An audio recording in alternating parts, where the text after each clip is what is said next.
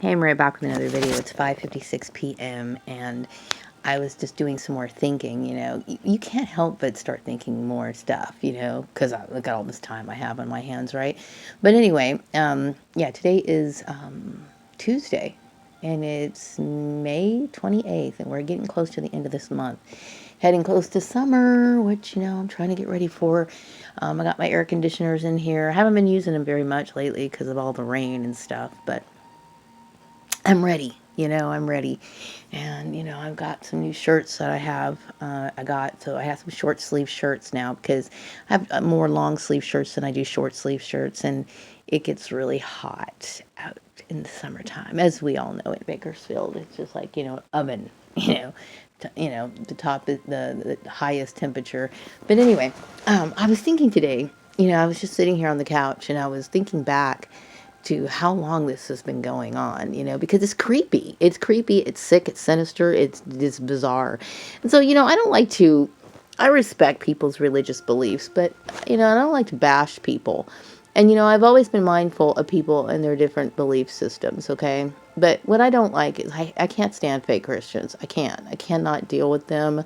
They're the ones who talk the most and know the least, And I remember leaving the news station because I wanted to start my life somewhere else. And so I remember I was living in Lancaster and I was going on a job interview. There's these places in Lancaster. And I remember going to this real estate place and I met with the son and his assistant first, and they seemed, cordial and everything. So they wanted me to take a test, and I took the test. So they brought me back in for a second job interview, and I met with the father, I guess the owner or whatever, and he kind of kept scowling at me, and then he asked me, was I married? And I said, no, I'm not married. And he kind of kept looking at me and he's like, well, you're not married? And I said, no, I'm not. I'm actually separated from my husband, because at the time I was separated. And, first of all, you're not supposed to ask that question in job interviews, okay? Obviously, because it's a question that is going to lead to something that's discriminating, right? So I was a little shocked that he asked me that question, and I was more shocked at myself for even answering the question, because, but I figured, okay, I need a job, and I just want to, settle in or whatever. And I was more than happy to live in Lancaster at that time, right? So he shot the job interview down, just like right then and there. He shot it down. And he's like, no, absolutely not. And I'm like, well, gosh, my test score was really good and everything. He's just like, no, we can't do this. And I'm like, okay, whatever. So I thought that was very strange, okay? Very strange. And I kept thinking, man, this is so strange. Then I went to another job interview. It was located on Sierra Highway, and I do not remember which kind of industry it was. I don't remember what kind of work it was supposed to be or whatever, but it was obviously an accounting job, right? And there was a lady who was there and her assistant, and they gave me a job interview, and they started bringing up, the religious thing, the Christian, and how they go to church, and they want people to go to church, and blah, blah, blah, blah, blah. And I kept thinking, okay, that's strange. I, went through the interview, and I went home. I never heard anything from them. And then there was another one that it was a big real estate company, I guess what you call it. They have a branch office in Palmdale, and they also have a branch office here in Bakersfield. And the managers are in charge of both of the locations, right? So I had another accounting test, and I did very well on that accounting test. And the lady was actually quite surprised, and she complimented me on it. And she's like, oh, that's great. I never heard anything from that either. But they did mention, a lot of stuff about, God and all this other stuff, right? So this was obviously, an attempt to convert me. But I've been thinking about, when the guy shot me down at the job interview, like right then and there.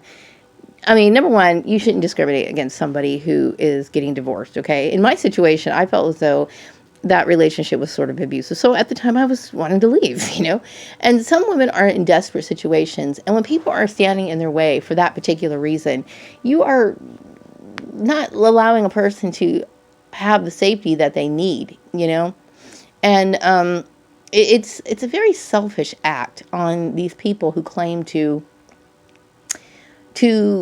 love God. I do understand that in the Bible, you should stick it out thick and thin, whatever. But sometimes that's just not possible, especially in the situation where, there was a relationship between, I didn't know that his mom at that time, I didn't know, but still, obviously that was going on. Okay. But in my situation, in a lot of other women's situations, it's not your business to know why a person is leaving. But I keep thinking, maybe, just maybe, this is back in 2007, before I started over there at the place in Chatsworth, maybe that these people were involved, and I'm referring to the Lyles family, maybe they were involved at that time. And maybe his mother was fearing that I was going to settle down in Lancaster and maybe try to be in connection with her son at that time. Now, I thought that he had lived somewhere outside of Lancaster. So the point is, I hadn't even thought about him back then. I wasn't thinking about him at all. At all. My issue was to get out of Bakersfield and move on. So I was I was being cause-stalked, okay, by these people who claim to be God-fearing people. And these people want to, say who goes forward, who gets this, who gets that. And I was just kind of going off on my couch, like getting pissed off because, this is not what Christianity is supposed to be about, And a lot of people who get targeted by, religious organizations, they like to manipulate people. And, that's not how you demonstrate your devotion to God or try to bring others into serving God.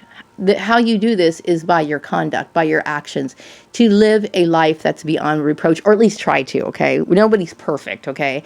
But just like how Christ led his life, you are supposed to walk in the same footsteps of Jesus Christ. That's the whole idea of being a Christian. So, you're supposed to be able to use reason and understanding based off of what is scriptural, And when you see these people who do things, and it's more for, I would say, like a kind of a political thing to promote a certain agenda, that's not what it's supposed to be about. It's not, okay? So I'm tired of these kind of people. I'm sick and tired of thinking about these sort of people. These people have been in my life for longer than, they should have been. They should have never been involved in my life, okay? I'm not saying I'm perfect. I know I've made mistakes in the past, and I've learned from them, and I've learned from them so much so that I had developed a disgust towards myself for being that person, the person that I used to be. So I made a commitment to myself to never be, to do things that I used to do. Because I knew the anxiety that it caused, the depression that it caused, and sometimes in other cases when I was younger, that it affected the lives of other people. So I learned from that, and I really went on a huge spiritual journey, I would say sometime in the late 90s, and I really started looking at myself like, I don't like this about myself. I don't like this, and I understood that some of this was learned behavior. Learned behavior from just being raised in a family that was very self-absorbed or narcissistic to a certain degree. I would never say that I was narcissistic, but I would say that there was times where I felt like, if people were gossiping, then I would kind of get involved in it and this sort of stuff. And then when I got in, and I would do things that would be completely opposite of who I am now, And you learn from those experiences, and hopefully you do learn from those experiences and you move on, And I'm hoping that some people don't know how to really serve God. They don't know, what's expected of them. It's more,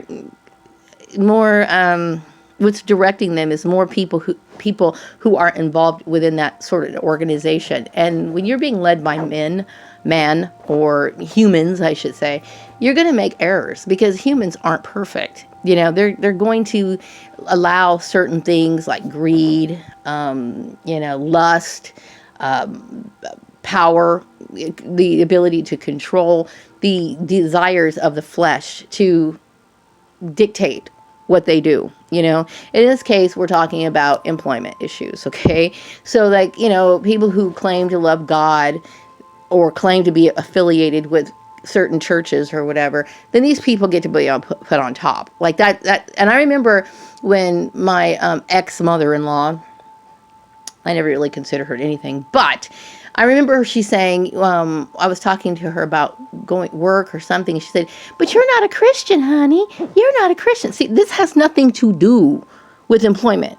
And see, the thing is that, Christians tend to think that going to church is supposed to immediately put you in some good standing with God. That's not true. Okay. The Bible talks about many people who claim to, be seekers of God or lovers of God or whatever, but they don't really have the sort of sincerity and devotion that is going to be recognized by God. Okay. So there's a lot of fake people out there, which is the point of my video. And then also the reason why I'm naming this Connecting More Dots is because I'm starting to see that this actually goes before 2008. So assuming that the Lyles family was involved in my targeting when I was going to that real estate place where the guy shot me down because of my marital status, right? Who's to say that the Lyles family wasn't involved even back then? And that they were afraid that I was going to have some sort of contact with Stephen. I can assure you, like I said, I had no idea. I wasn't even thinking about him. By that time, I had forgotten that the dude even existed. Okay, I wasn't thinking about him at all. My goal was to find a little apartment in Antelope Valley. I wanted to live in Lancaster, really. I really wanted to move back to Lancaster. Why? Who knows, okay? But when I got the job over at Organized Sports, I settled into a little small place in Palmdale. And I considered it to be, it was a cute apartment in the inside, but I thought it was kind of gross on the outside. But it was very affordable, and it allowed me to pay all my bills.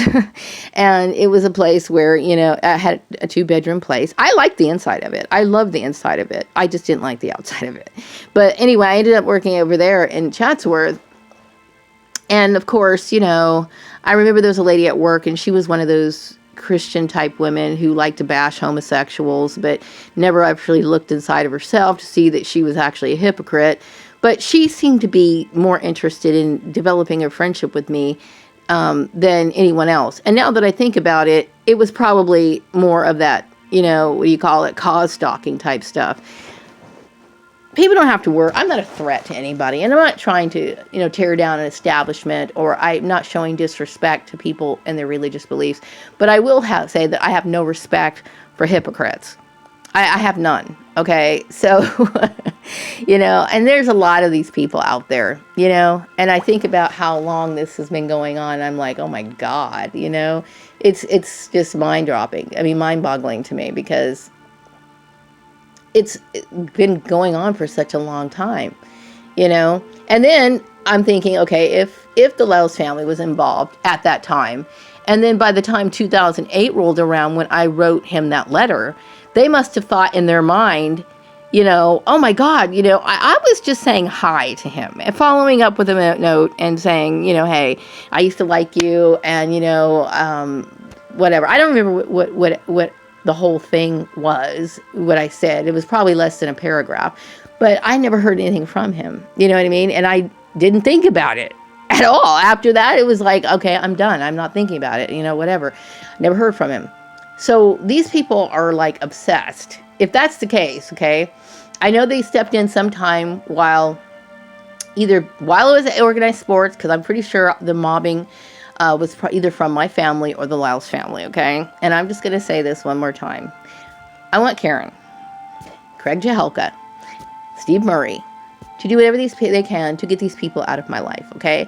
And yes, legally, when it comes to sexual harassment issues, and it is kind of a sexual harassment issue, if you're trying to point somebody out and say, oh, or try to guess the intentions of a woman because she wears, fake hair or whatever, and trying to act as if this woman's supposed to be like strutting her stuff or something like that, something weird like that. We're implying it. That's a form of sexual harassment, and you're creating more tension, okay? And that is one of those things where even though a manager steps outside of that place of employment, they are still liable to be, they are still able to be sued, even though they're no longer associated with that particular company. And that's a huge lawsuit, up to $600,000, as a matter of fact. So I'm not, the more I think about this whole thing, and it makes me very angry, okay? Because you have taken so much of my life. These people have taken so much out of my life. Peace of mind is the most important thing a person could ever have. And when you interfere with somebody's peace of mind, when you do something like this to shake up a person or disturb a person and then spread these sort of things out widespread through the use of employment, or you try to manipulate somebody through the means of employment, you are creating a serious crime, whether you realize it or not. And there are some people who had good intentions, I'm sure. Some of the people who are on the sidelines thinking, well, she really should give herself to God. Trust me, I believe I have a very good relationship. It's something that rules my entire life, my entire being, okay? I spend hours and hours connecting, and maybe it's not something that you're used to. Maybe it's something you don't understand, but you don't have to understand. Because for every Pentecostal that's pointing the finger, there's a Baptist person condemning them. And for every Baptist person that's condemning the Pentecostals, there's a Catholic person rolling the eyes at the Baptist person who can't stand the what do you call it, the Mormons and everyone else involved. It's like, the thing is that it's that kind of behavior is incorrect and it's wrong, okay? And I don't want to ever be thought to be somebody who's like, I'm not an agitator.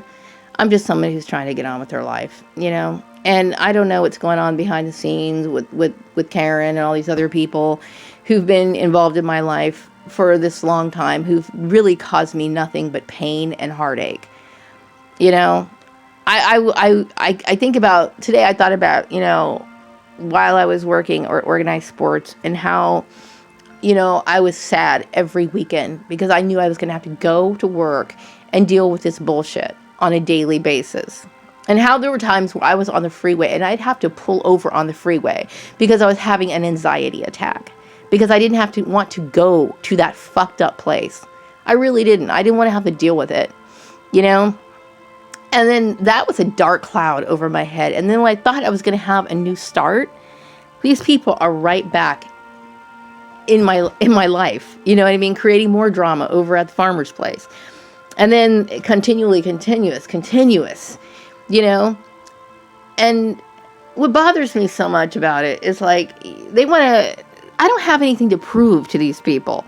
I don't have to justify myself or why I want to have certain jobs or whatever. People should be doing the kind of work that is suitable for them, that they are inspired by, that they're passionate about. Everybody should. That's the ideal, what you should be doing, in life. And what's wrong with that? What's wrong with that? Just because maybe your method of accomplishing your goal is one way, there's so many different avenues how people accomplish their goals. And I hate to say it, but it does seem like it's a white supremacist thing because, and I'm not playing the race card. I'm just kind of going off of the events that have occurred and that were played out in front of my face. And it does seem like it's based on white supremacy because when you come up to a person of color and you demand to know why they're doing it, and you feel as though you have the right to direct it, you have the right to own it, you have the right to control it, that kind of reeks of white supremacy to me. It really does, okay? So, and I'm not the kind of person that likes to point out race. I don't, okay? I don't believe that anyone on the face of this earth is good. I don't, okay? That goes for white people. White people have their little issues, their little idiosyncrasies, because they tend to think erroneously that anybody who's not of their color is inferior to them, okay? And then, I have my issues with my own race. Believe it or not. I have my issues with, I can go to every race on the face of this earth and I can pick out certain things that are very common within certain cultures. And I could say, this is, I don't like this. I don't like this. But people, when it comes to certain individuals, I have to look at people on an individual basis. I just have to, and sometimes people like to use religion because they're trying to cover up other reasons why they have an issue with you. This is a very common issue, okay? And but using religion really makes it look worse, I would rather somebody just come right out and say, look, I'm a white supremacist. I would rather them come out and say that than bring some kind of God shit into it, because it just really, it looks really bad. So anyway, I made this video because I wanted to record my memory and what I thought and make my impressions about it. I do remember thinking about this whole thing with the real estate person before, and I kept thinking maybe it was Joel's mom who was involved in this, or maybe it was Joel's aunt or something. I don't know. And then I kept thinking it could possibly be my sister. Because I know my sister, Tanya, she's all for that, two-faced, let me put a smile on my face and act like I love God shit, right? But now that I'm bringing the Lyles family into it, who knows how long these people have been involved. But I can assure you, I haven't thought about that guy in years, okay? Years, okay? Decades, okay? So I think this whole thing is unwarranted and it's very sick. Anyway, I'm going to wrap up this video. I don't know what time it is, but I'm going to be heading to bed pretty soon. I hope everyone in Bakersfield has a wonderful evening, and I'll be wrapping up this video, and I'll be back with another one later. Good night.